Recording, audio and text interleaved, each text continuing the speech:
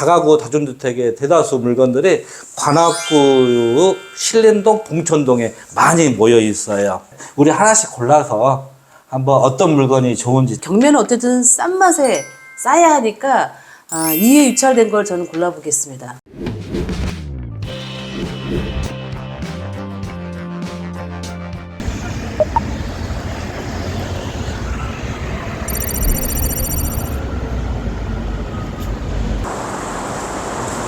자, 목적지인 당곡역에 왔습니다. 당곡역은 작년 5월달에 개통한 신림선역 중에 11개 역 중에 한 역인데요. 당곡역 저도 많이 안 와본 곳이긴 하지만 여러분도 아마 생소할 것 같은데 이 신림선 같은 경우에는 MZ세대한테 아마 굉장히 인기가 있는 역으로 생각합니다. 왜냐하면 이 신림선역 주변으로 굉장히 원룸촌이 많아서 MZ세대들은 자기 원룸을 구할 때 이 일대를 뒤졌을 것 같습니다. 저쪽으로 바로 보라매 공원역이 있고 보라매 병원이 있고 그다음 이쪽으로 보시겠어요. 여기 저 앞쪽이 2호선 신림역이 있는 곳입니다. 네, 물건지는 당곡역에서 10분 이내에 있습니다. 자, 저와 함께 한번 출발해 보시죠.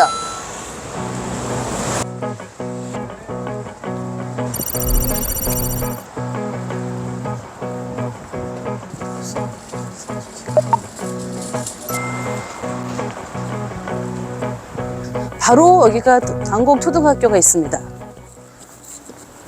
그래서 오는 길에 당곡초등학교를 옆으로 해서 오는 또 빠른 길도 있습니다. 근데 왜 글로 안 오시나요? 거기는요, 시장이어서 뭔가 꼬불꼬불해서, 그리고 여자들이 다니기에는 너무 어두컴컴해요. 그래서 여성분들은 제가 오는 그 길로 따라오면 아무 문제가 없는데, 남자들은 글로 다녀도 될 것 같아요. 한 2분 정도 줄여지는 것 같더라고요. 글로 다니면. 또 여기 한 가지 좀 말씀을 드리자면, 여기 보시죠. 보라매 1지역주택조합이라고 해서 여기가 자체적으로 뭔가 조합을 만들어서 하려고 하기 때문에 뭔가 호재가 될 수 있는 부분도 있어 보여서요. 이 지역은 집가 상승이 좀 예상되는 지역이라고 좀 판단할 수 있을 것 같습니다.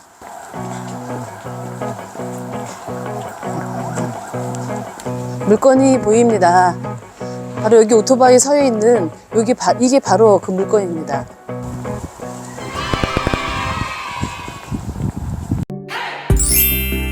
이게 2018년도에 지어진 건물이거든요.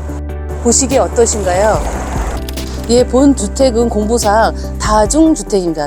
주변 시설을 보면 일단 여기는 당곡 초등학교, 중학교, 고등학교 학교들이 전부 다 되어 있기 때문에 예를 들면 주인 세대가 살기에도 뭐 적합하고, 그다음에 여기 상도 근린공원도 있어서 운동하기도 좋고, 도보로 10분 거리에 가장 매력적인 보라매 공원이 있어서 임차인들이 답답한 원룸을 벗어나서 쉴 수 있는 공간도 많아서 공실률을 낮을 것 같아서 투자처로 매우 좋은 곳이라 생각합니다. 토지의 모양은 삼각형 모양입니다. 삼각형 모양이고 토지는 45평이고 건평은 98평이고 제시외가 28평이 있습니다. 이거는 2023년도에 경매가 나온 거고 올해이죠. 그래서 시세가 반영돼 감정이 되었는데 감정가가 21억 5천이고 경매가 2번 진행되어 2번 다 유찰이 되어서 감정가의 64%인 13억 7천의 경매가 진행이 됩니다. 이제부터 권리사항을 분석하기 위해서 등기부등본 한번 보겠습니다. 본건의 말소 기준 권리는 2018년 3월 23일자고요. 실제로 지금 대출 나와 있는 거는 뭐 신협에서 2건이 있는데요. 거기 지금 임차권 등기가 2개가 되어 있어서 등기부상의 총 채권액은 14억 8천이 되어 있습니다. 그 다음에 이제 이 임차인들의 어떤 권리 상태를 보기 위해서 법원에서 공개한 자료를 보면은 임차인이 총 16가구가 있고요. 16가구 모두 다 말소 기준 권리 이후에 다 임차인들이기 때문에 낙찰자가 낙찰 후에 인수하는 권리는 하나도 없는 대항력 없는 임차인들입니다. 이 경계선이 어딘지 다들 궁금해 하시는데 이게 바로 경계선으로 보입니다. 여기 보시면 이렇게 철장으로 펜스가 되어 있고 지하에 있는 그 에어컨 실외기가 바깥에 나와 있고요. 그 외관을 보실 때 체크할 사항이 저 위를 한번 보시겠어요? 저 위에 보면은 이 그 외면하고 틀린 것이 보이죠? 저게 바로 색깔이 다른 건데 옥탑층은 3가구가 만들어져 있습니다. 10평 정도가 지금 확장이 되어서 일반 건축물로 등재되어 있습니다. 여기 4호, 여기 204호, 그다음에 304호, 그 다음에 요 401호. 이게 지금 4층이 주인 세대라 그래서 한 세대가 살고 있고요. 옥탑층인 그 5층이 세 가구로 되어 있습니다. 그래서 총 16가구가 지금 들어가 있고요. 자, 주차장을 보러 가겠습니다. 자, 여기 보시면 여기가 주차장 부지인데요. 보시다시피 한 2대 정도 들어가게 돼 있죠. 건축물 대장에도 주차장은 2대로 되어 있어서 문제는 없어 보입니다. 경매 물건을 보러 오실 때 반드시 확인해야 되는 게 전기를 한번 보는 거거든요. 전기를 보게 되면 여기에 몇 가구가 들어가 있는지 확인할 수 있고, 여기 개수를 보면 현재 16개 가구가 좀 들어가 있습니다. 샤시가 이렇게 나와 있네요. 여기 발코니 확장한 고 나서 떼어낸 흔적으로 보입니다. 이게 지금 공보상에 보면 제시외로 나옵니다. 제시외라는 건 뭐냐면은 옆으로 이제 증축을 한 건데, 바깥에다 보일러를 둘, 넷, 6가구가 좀 들어가 있습니다. 6가구면 좀 가구 수는 좀 특이해서 이거는 좀 더 알아봐야 될 것 같은데, 이게 열리지가 않아서 제가 보지는 못하고 있습니다. 하여튼 보일러실이고, 이거는 1층에 살고 있는 전용 면적을 늘리기 위해서 바깥에다 보일러실을 둔 거로 보입니다. 경계는 바로 이겁니다. 여기 경계이기 때문에 여기는 남의 길입니다. 여기까지가 저희 경매에 나온 땅이라고 생각하시면 됩니다. 이제 완전 여기 뒷면인데요. 여기서 이제 확인할 수 있는 거는 도시가스입니다. 도시가스가 몇 개 있는지를 세어보셔야 되는데, 하나, 둘, 셋, 15, 16개. 전기하고 똑같이 16개이기 때문에 여기 다중주택엔 16세대가 있는 거로 확인됐습니다. 자, 지하부터 들어가 보겠습니다. 여기는 택배 보관함이 되어 있어서 이건 참 좋은 것 같습니다. 지하는 4가구로 지금 구성되어 있고요. 여기가 1호입니다.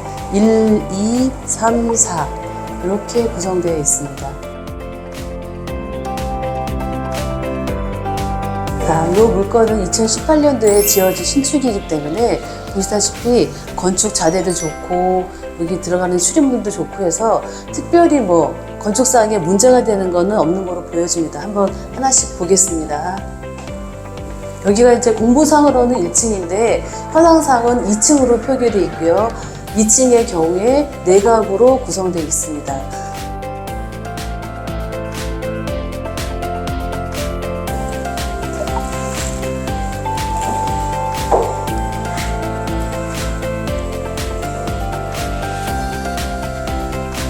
네, 4층에 올라갔습니다. 이 4층은 앞에 1, 2, 3층하고 다르게 주인 세대라고 하는 한 가구가 살고 있는데 벌써 문부터 좀 다르죠?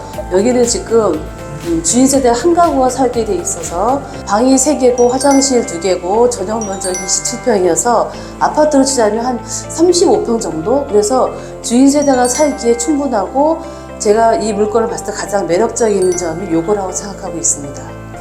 드디어 이제 공보상으로는 옥탑이고 현황상으로 5층으로 되어 있는 곳에 올라왔는데요. 여기는 가구 수가 3가구로 되어 있고, 아까 밖에서 봤을 때 그 건축 그 자재가 다른 그 확장됐다는 면이 바로 여기를 두고 합니다. 1, 2, 3호가 되어 있고, 여기가 지금 옥상으로 나가는 건데 문이 잠겨 있어서 옥상은 구경할 수 없을 것 같습니다.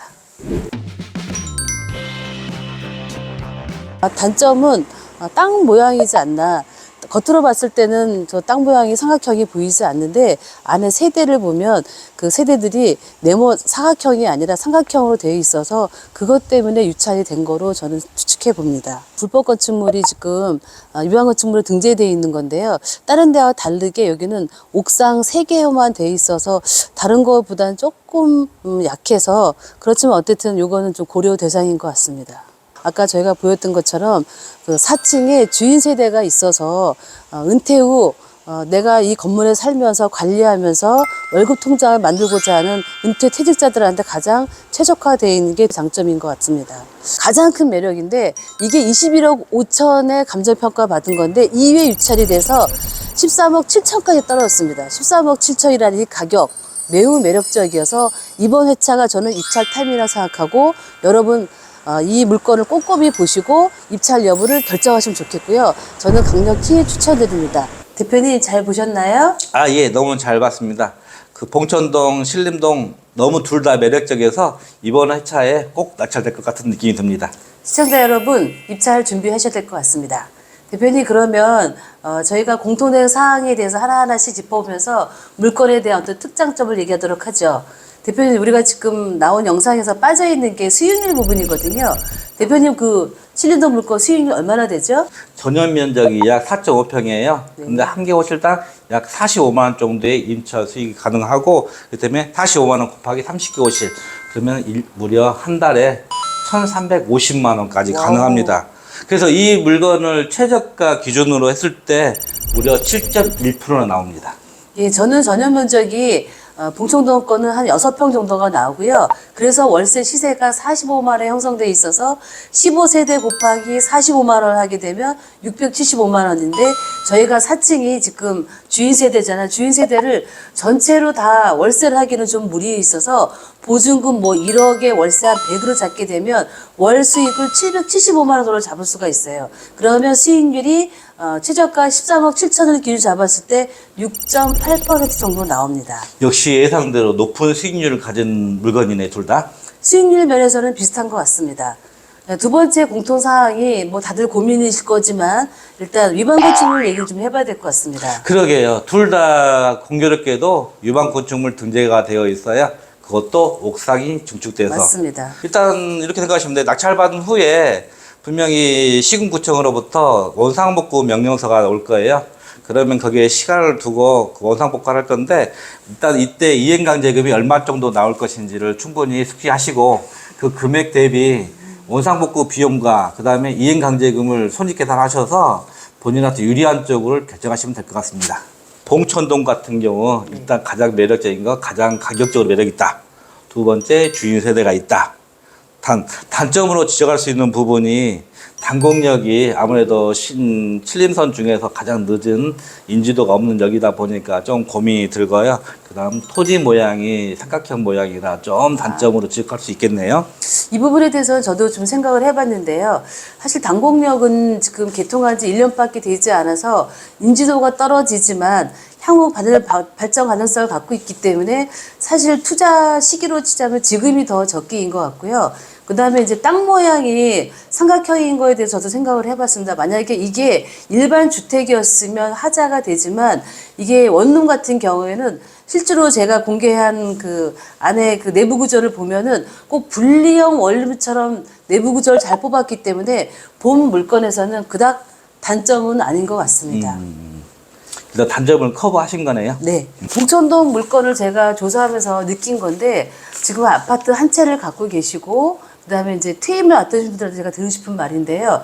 집 한 채 있는 거를 매각하신 다음에 지금 봉천동 같이 내가 거주할 수 있는 물건을 낙찰받게 되면 사실 직장 다니다가 월급이 안 나오면 되게 마음이 급해지는데 이런 봉천동 물건처럼 내가 집을 한 채를 매각하고 내가 살 수 있는 요거를 낙찰을 받게 되면 굉장히 좋을 것 같습니다. 그래서 지금 이거를 시청하고 계신 분들은 좀 서서히 매각을 준비하셨다가 저렇게 주인 세대가 있는 다가구를 낙찰 받으셔서 향후 노후 생활을 아주 풍요롭게 했으면 좋겠습니다. 맞아요. 많은 고객분 중에 본인이 거주하면서 월세 수입을 찾는 그런 고객분이 많이 계시거든요. 맞습니다. 귀한 물건이죠. 예, 맞아요.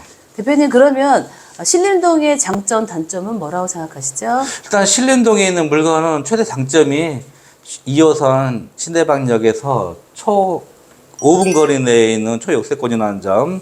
두 번째, 무려 호실을 30개 호실이나 가지고 있거든요. 네. 그래서 가장 큰 장점인 가지고 있는데, 반면에 단점으로서는 지하가 침수가 된 기록이 있다라는 거예요. 그래서 아무래도 지하는 일반 임차인 맞추기에 좀 애로점이 있지 않을까 하는 게 좀 단점으로 지적될 수 있을 것 같습니다. 대표님 지하에 물 찬 거는 어떤 대처를 갖고 계시죠?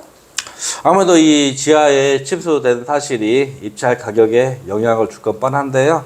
일단 낙찰 받은 후라면은 그 물건을 아무래도 좀 개조를 해서 사무실이라든가 연습실에 맞춰서 임차를 구한다면 충분히 임차를 구할 수 있는 지역이거든요. 그렇다면은 수익률에도 큰 변화 없이 그 월세 수입을 누릴 수 있습니다. 그러니까 밤에 잠을 자지 않고 낮에 이용하는 용도로 생각하시는 거네요. 그렇죠. 아, 좋은 생각인 것 같습니다. 대표님, 그러면 경매를 통해서 다가구 다중주택을 고르는 방법에 대해서 집중적으로 한번 얘기를 나눴으면 좋겠습니다. 아, 좋죠. 실은 이 부분을 꼭 제가 한번 이야기해보고 싶어요. 그쵸. 그러니까 반드시 주목해 주시기 바랍니다. 첫 번째 비법은 뭘까요? 일단 첫 번째는 공실이 있는지 없는지를 봐야 될 것 같아요. 경매가 개시 결정이 이루어지면 많은 임차인들이 나가고 싶어도 그렇죠.